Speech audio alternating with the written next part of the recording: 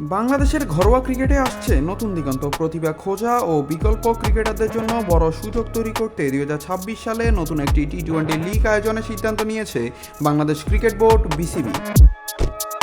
বিসিবির এক বিবৃতিতে জানানো হয়েছে, এই নতুন টুর্নামেন্টের নাম সোনার বাংলা পাথওয়ে টি-20 ক্রিকেট লিগ 2026। মূলত ফ্র্যাঞ্চাইজি ও ক্লাব লিগের বাইরে থাকা ক্রিকেটারদের জন্য প্রতিযোগিতামূলক একটি মঞ্চ তৈরি করাই এই লিগের লক্ষ্য।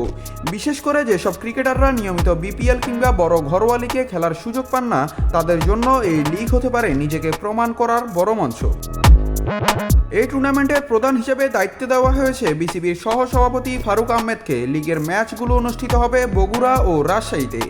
সূচি অনুযায়ী 2026 সালের জানুয়ারির প্রথম সপ্তাহেই শুরু হচ্ছে এই টুর্নামেন্ট। এতে অংশ নেবে 6 থেকে 8টি দল। খেলোয়াড় নির্বাচন করবে জাতীয় নির্বাচক প্যানেল। এই লিগে সুযোগ পাবেন বিপিএল টি-20 2025-26 আসরের নিলামে অবিক্রিত থাকা ক্রিকেটাররা এবং ঢাকা প্রথম বিভাগ ক্রিকেট লিগে অংশ না নেওয়া 8টি দলের চুক্তিবদ্ধ ক্রিকেটাররা।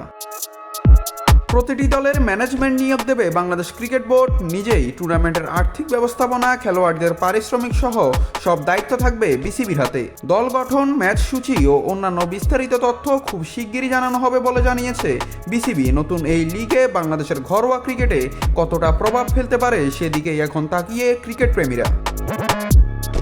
নাত রাহুল, নিউজ না স্পোর্টস।